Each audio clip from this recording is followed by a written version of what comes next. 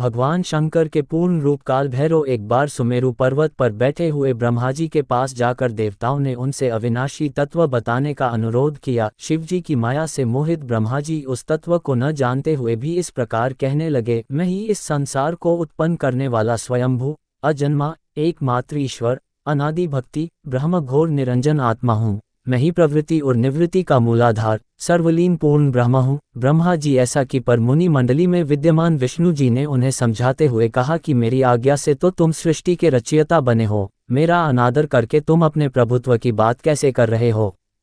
इस प्रकार ब्रह्मा और विष्णु अपना अपना प्रभुत्व स्थापित करने लगे और अपने पक्ष के समर्थन में शास्त्र वाक्य उद्धृत करने लगे। अंततः वेदों से पूछने का निर्णय हुआ तो स्वरूप धारण करके आए चारों वेदों ने क्रमशः अपना मत 6 इस प्रकार प्रकट किया। ऋग्वेद जिसके भीतर समस्त भूत निहित हैं तथा जिससे सब कुछ प्रवत होता है और जिसे परमात्मा कहा जाता है, वह एक रुद्र रूप ही है। यजुर्वेद जिसके द्वारा हम वेद भी प्रमाणित होते हैं तथा जो ईश्वर के संपूर्ण यज्ञों तथा योगों से भजन किया जाता है, सबका दृष्टा वह एक शिव ही है। सामवेद जो समस्त संसारी जनों को भरमाता है, जिसे योगी जन ढूंढते हैं और जिसकी भांति से सारा संसार प्रकाशित होता है, वे एक त्रयंबक शिवजी ही हैं। अथर्ववेद जिसकी भक्ति से साक्षात्कार होता है और जो सब या सुख दैख अतीत अनादि ब्रह्म हैं, वे केवल एक शंकर जी ही हैं। विष्णु ने वेदों के इस कथन को प्रताप बताते हुए नित्य शिवा से रमण करने वाले दिगंबर पीतवन धूलि धूसरित प्रेमनाथ कुवेटाधारी सर्वावेष्टित वृपनवाही निःसंग शिवजी को पर ब्रह्म मानने से इनकार कर दिया।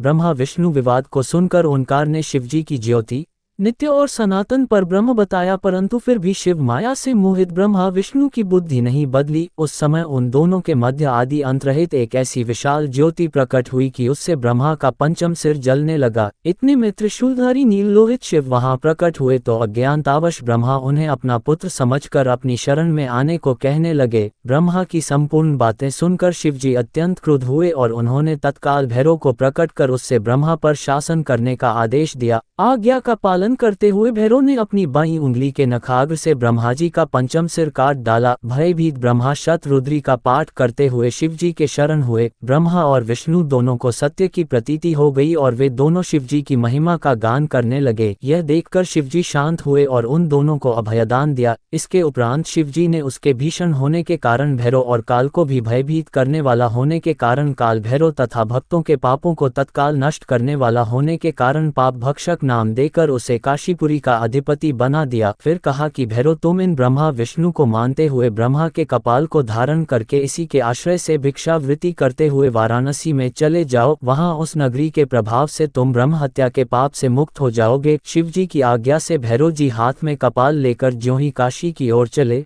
ब्रह्म हत्या उनके पीछे पीछे हो चली। विष्णु जी ने उनकी स्तुति करते हुए उनसे अपने को उनकी माया से मोहित न होने का वरदान मांगा। विष्णु जी ने ब्रह्म हत्या के भैरव जी के पीछा करने की माया पूछना चाही तो ब्रह्म हत्या ने बताया कि वह तो अपने आप को पवित्र और मुक्त होने के लिए भैरव का अनुसरण कर रही है। भैरव जी ज्यों ही काशी पहुंचे त्यों ही उनके हाथ से चिमटा और कपाल छूटकर पृथ्वी पर गिर गया और तब से उस स्थान का नाम कपालमोचन तीर्थ पड़ गया। इस तीर्थ में जाकर सविधि पिंडदान और देव पितृ तर्पण करने से मनुष्य ब्रह्म हत्या के पाप से निवृत्त हो जाता है। दोस्तों, आपको यह कहानी आपको अच्छी लगे तो प्लीज़ चैनल को सब्सक्राइब करें, इससे मुझे मोटिवेट मिलता है और आपका सहयोग